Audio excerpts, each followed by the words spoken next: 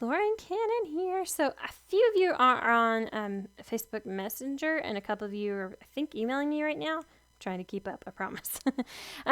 Asking me about what do I teach on Outschool, and can you help me plan a lesson for Outschool? And absolutely, I love, love, love helping everybody be successful. So anything I can do. But with that in mind, I've already created a video on how to put your lesson on Outschool, but I didn't go into how I plan the lessons I teach. And so I thought this would be a really good time to tell you how to plan your lessons for Outschool and show you what I teach. The only thing is we're going to do it kind of backwards, and it's for a good reason. So first of all, if you've not applied yet, and this is not me being like, you got to be on Outschool first. No, I'm saying if you've not applied yet, go apply because it can take time. Now, mine did not, but I came before the influx of a lot of people jumping off the ESL platforms. And so mine was approved quickly, and I don't know if maybe that's why. I also had started my application in March, and then I kept getting emails that said, we're looking for Eastern Standard Time teachers. Please join. And I was like, yeah, okay, but I don't know about this whole lesson planning business. And everybody goes, oh, you have brick and mortar experience. What do you mean? Yeah, but it was only like 3 or 4 years, and that was back in 2011. I haven't been teaching since 2011. Up until 2018, December 2018, I joined VIP Kid, and then didn't think that would happen. Guess what? They hired me. They just take anybody. No, I'm just kidding. They don't, but still. And then skip to now, it is November 2020. So I applied March of 2020, but I didn't finish my application because I was so nervous about this whole planning a lesson for Outschool business. I was like, I don't know what I'm going to teach. And so I took my time and I researched other companies too. And then in May, we went to the beach for my daughter's birthday / my Mother's Day. And my daughter was napping, and I thought, let me look into this. You know, I need something. I don't want to put all my eggs in one basket, and I need a better schedule than what I'm doing. I'm just going to try, and if they don't hire me, so what? I'm back in the same boat I was in before, right? And I still love VIP Kit. I still teach for them. I just mainly to priority booking requests and my regular students. And occasionally I'll feel like a gap in my schedule with that just to make it easy on myself because it's so easy to show up in the lessons there. I don't have to plan much other than grab a prop here and there. So I still do that. But Outschool has been amazing, you guys. It has been so awesome. I wish I'd started sooner, but it is what it is. So with that said, I totally understand where you're coming from. I didn't finish until May. Now, when I did finish my application, they wanted my little video of a sample of me teaching, and they're going to ask you to do the same. If you teach for VIP Kid, GoGo Kid, Q Kid, Palfish, any of those, then you already know how to do this. This is basically your demo. Pretty much. If you've never taught for those companies, all it is just a short little spiel showing you teaching a sample lesson. It's like, I want to say 3 minutes maybe. I don't remember exactly. And I don't know how they accepted mine. It was not like top of the line at all. It's kind of horrible. But it was what I had saved on my computer already from something else I was working on. And I was like, sure, I'll send that. If they deny it, I'll just redo it when I get home. By golly, they took it. And they were like, here's your background check. And I was like, okay. And then I was hired. And in that, they wanted a list of topics for what I'm going to teach. Now, I freaked out. I thought, oh my gosh, I'm going to have to actually teach these things. What am I going to teach? And I went to my husband. I was like, what am I going to teach? And he was like, I don't know. Why are you asking me? I'm not the teacher. So much help for you. So anyway, really helpful. But I went in there and I made a list of things I thought would be kind of fun to teach. And they took that. All it was just a list of topics. And you don't actually have to teach that. They just want to know, what are you bringing to the table? What are you interested in? What are you going to do? So I suggest go do your application, go do that video, because that's nerve-wracking enough and it takes time to process. Some people now, they're saying it's like 2 weeks. Some people said, it's been 3 weeks. Should I be worried I haven't heard anything? So if you don't, make sure you contact support. But I would start there because it does take time. And if you've not applied yet, my link is below, my referral link. But even if you've already applied, I'm still here for you guys. I see a lot of you in my messenger. It's not a thing. I don't have a particular about that, okay? I cannot add you now if you do apply and then you switch to me. That's for one thing. If you use somebody else's link, I feel bad about that. But second of all, if you apply but forget to use my link, I can't add you to me anymore. They don't do that anymore. So if you will use my link, but if you've already applied, it's no big deal. So go ahead and do your application regardless of whose link you're using. And then what I want you to do is work on that video. And if you want my help, you can message me. I've got a whole list down here in the description box that tells you how to contact me. And I've used every single means to contact me so that you are, well, except for my cell phone. No, I need my sleep. So besides that, so that whatever you're comfortable with, it's there. You can reach me. And then I will gladly jump on Zoom and we'll do a practice run together of your lesson that you want to do. And I will offer you advice if you're open to it. And I will offer you what worked and what I think you could change or alter. I'm not guaranteeing I'll get you hired though. I have helped people who applied, didn't get hired, and then they came to me and were like, what the heck? I have a master's. I have experience. What's the deal? And I'm like, well, let's look at your application wording. And they copied and pasted over to me. They sent me their video and we edited, or it was just the application part, and we worked together on this. So I'm happy to help you guys do that too. Kind of like your coach for Outschool. I love doing that because I want everybody to be successful. My husband's like, well, that's counterintuitive. That's your competition. But I don't look at it like that. I feel like we're all trying to keep the same boat afloat. And we're all in this. Yes, it's nice to earn money. Absolutely. I mean, otherwise I'd be sitting on a beach, right? If I didn't need to do that. However, I am here for the kids too. And I want my daughter to have options in teachers and options in classes that are offered. And you might teach something I have no idea about. You know, that might be something we need in the future. So I think the more we have, the merrier. Even if it means my bookings go down a little bit, just a tiny bit. They haven't really dropped. But I'm also adjusting my schedule to fit me better. So that's also part of it too. But I do think it's worth it. And I love when I see other people be successful working from home. I put this off for years, thinking it wasn't possible unless I was a telemarketer. And let me tell y'all, I would not make it as a telemarketer. So I just kept thinking, it's not going to work out for me. And I looked at medical transcriptionists. I've looked at blogging. I've tried. I'm not the world's greatest blogger. I've tried a little bit of everything. And this, y'all, has made it possible for me to be home with my daughter, make it fit around my husband's schedule, make it fit around our traveling schedule, make it so I can still do the fun things I want to do for fun. And I would say maintain my house, but I really don't maintain my house like I should. So can't throw that in there. Dang it. But I will say it has made a lot of things possible. So I want others to experience that. And if there's some way I can help you do that, whether it's through VIPK because you don't want a lesson plan, I don't blame you. I'm still on there too. It's just easy. And I love my kids. And they kind of helped me out of postpartum depression. And then here I am on Outschool, and it's kind of given me a pick-me-up again, a new lease on life, if you will. And it's motivated me to do other things. So, and I've also made really good friends with fellow teachers and with friends in Hong Kong that I talk to every other day now. It's insane. It's crazy. Now, Outschool doesn't like you to communicate outside of Outschool, but this person went off of Outschool, and now we communicate all the time. So, and they already know about it, so nobody go reporting me because it's already happened once, and I explained the situation, and Outschool Safety said it was okay. So y'all just calm down if you're getting your panties in a wad, all right? But back to teaching on Outschool.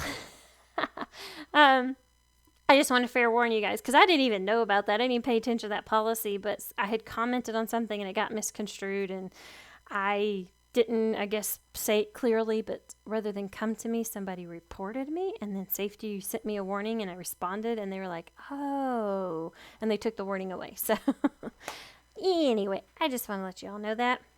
But as far as your lesson planning goes, now a lot of you are like, about the application. We'll start there. But once you get going and you've got kind of a list of topics, come to me and send me that. And again, that information's below on how to reach out to me. But send me your list of things that you enjoy doing in your free time. These are not things you want to teach, just things you have fun doing. You talk about it a lot. You're passionate about it, that you keep having it show up in your life, or you go seeking it out. Things that like you relax when you're doing it, but you are really good at conveying it to others. Something you struggled with as a kid, and you want to help other kids not struggle with that because you, as an adult, you can do it now. For example, y'all can laugh. It's okay. I am horrible at directions, like even in my own community. So I live about 45 minutes from Asheville, North Carolina, right? I know where most things are in Asheville, but I cannot always get there on my own without Waze. I can get to Asheville, but once I'm in downtown, and I don't know if it's just the way my brain's wired or what, I get turned around sometimes, and I'm like, ah, and if I didn't have Waze on my phone, I don't know if I'd make it home. No, I'd make it home. I could manage, But in the beginning of my married life, my husband would crack up. I'd call and be like, I'm on this street and I don't know how to get out of here. I had to take a detour, or whatever it was. I had to get off because the traffic was bad or something, and I get turned around. And he'd be like, oh my gosh, seriously? So he started taking me around, and we've gone to Outschool so much now I can manage really well. But I live in Silva, in little old Silva, but I grew up in Etowah in Indiana, and so I know some of Indiana really well because it's very easily laid out and spread out, whereas here, not so much. Sometimes I get a little, where am I? But that's the fun of it. When I go on genealogy road trips with my friend, we get lost, and my husband's like, text me where you are, like every 5 minutes because he's worried about us. But sometimes we don't text for a while, and he'll be like, do you need directions? And we're like, that's the fun part when you get lost and you have to stop and ask for directions and explain we're here to do a genealogy road trip. And they're like, really? You don't know how many friends we've made, because even with the little old ladies in their PJs, they answer the door and go, well, come in. I've got some coffee. It's amazing. We have a blast. So with that in mind, I thought, I'm going to have to teach this to my daughter. And I'm going to need to figure this out. So I created a class on this called Beginner Map Skills. That's all it's called.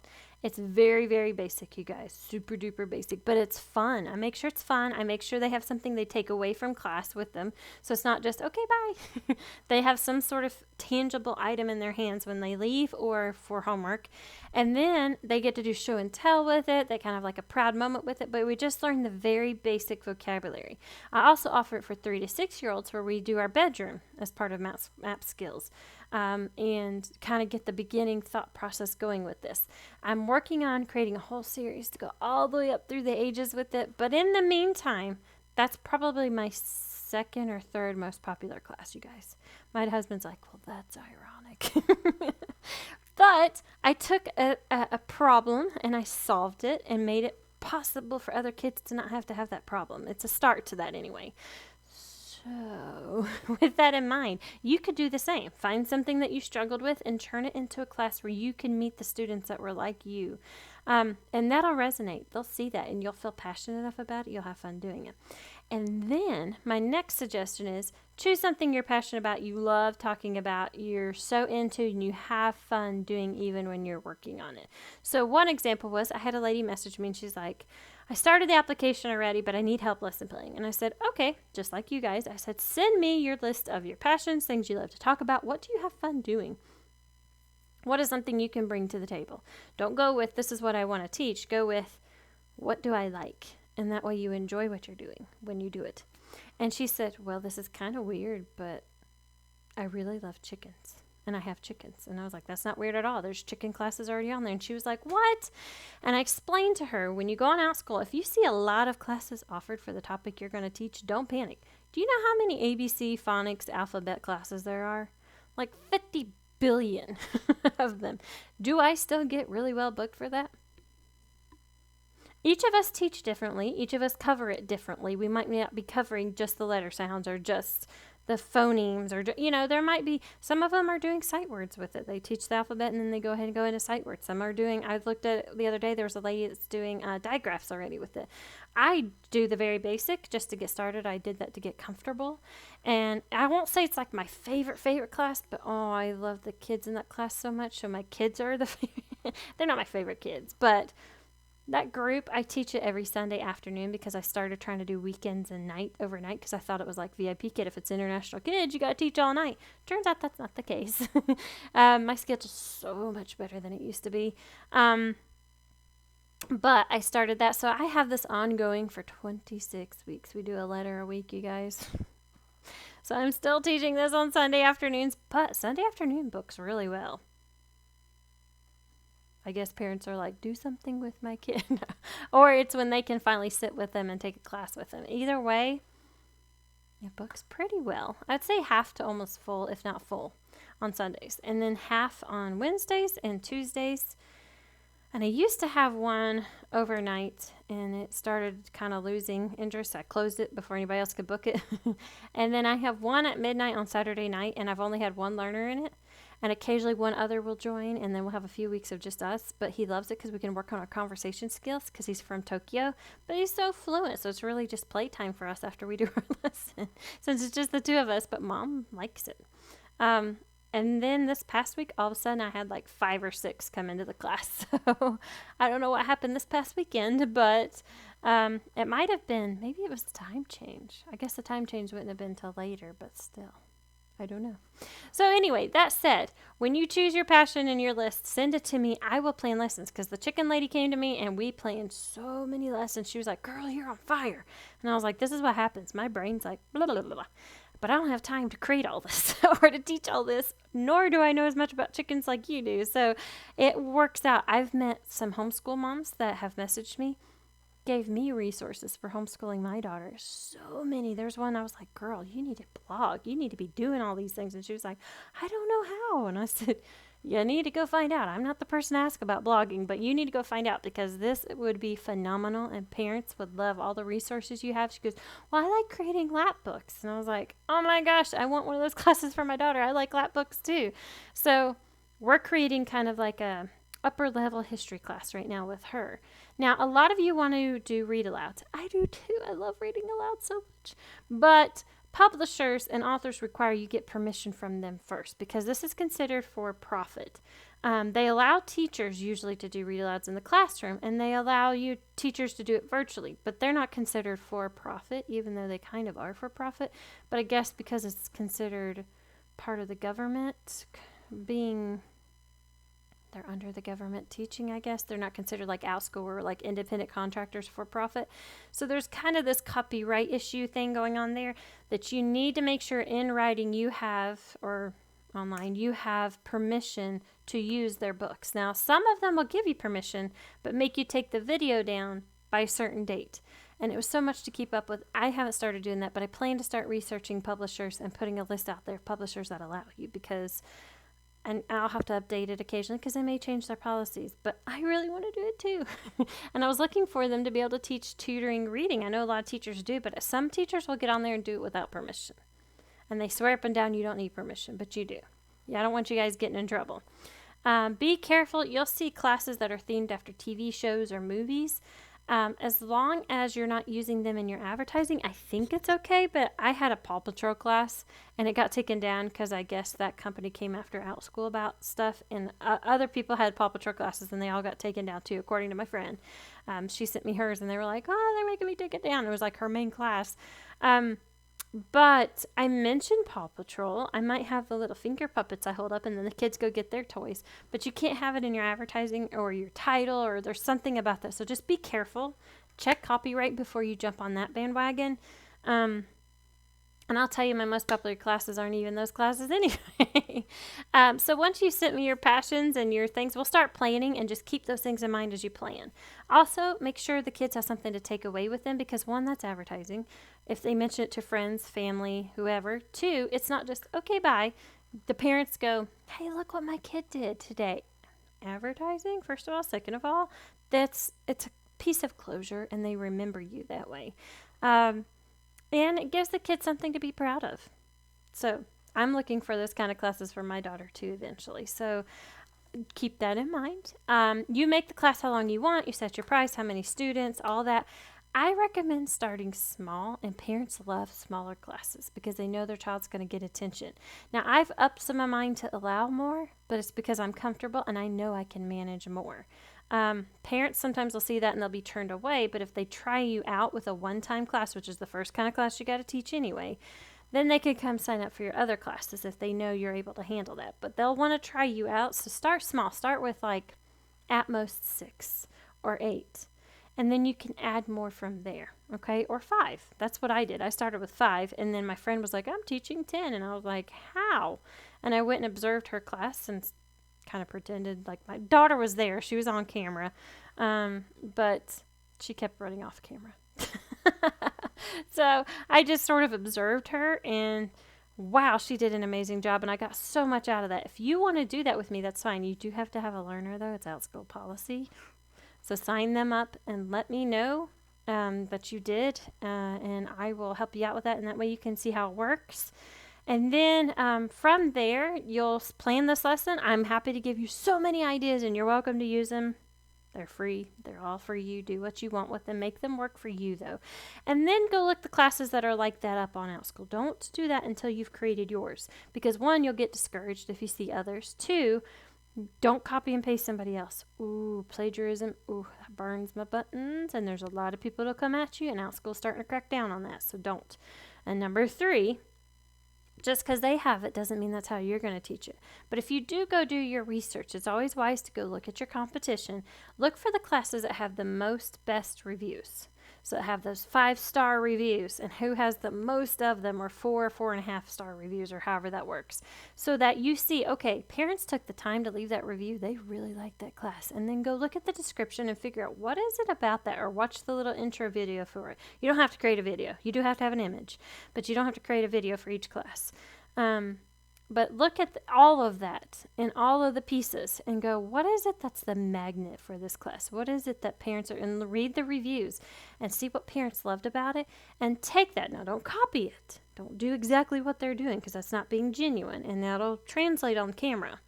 But go to your class and go, what is my wow factor? What am I going to do? And if you're not sure, come talk to me. I'll be happy to help you.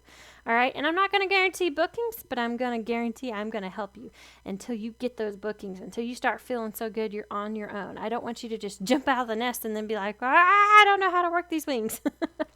I felt that way when I started. It wasn't like VIP Kid, where there were all these sample videos out there from veteran teachers, or VIP Kid had these ambassador videos that they had people put out, and you could watch and kind of get a feel. Even then, I felt panicky. I felt so like, what's happening when I got on Outschool? But now it's like, whee, and I love this company, you guys, so much. I do think they have their quirks, but I love them, and I want to help you be successful. So if you need help with how to plan lessons for Outschool, or want to know what I teach, I'll share more with you. Feel free to contact me below, but I hope this gives you a good start. And if I've shared this with you in Messenger, it's so that you don't have to wait on me to respond, and so that hopefully it covers your questions. But if you have more, feel free to ask me. I'm here. Even after you get started, keep messaging me. I love it when people include me in their journey. And I will talk to you guys later. Don't forget to subscribe. Hit that little notification bell so it reminds you of when the next video comes out. And ask away so I know what other videos you need from me. And I'm sorry this one was so long, but I hope it covers it. All right, guys.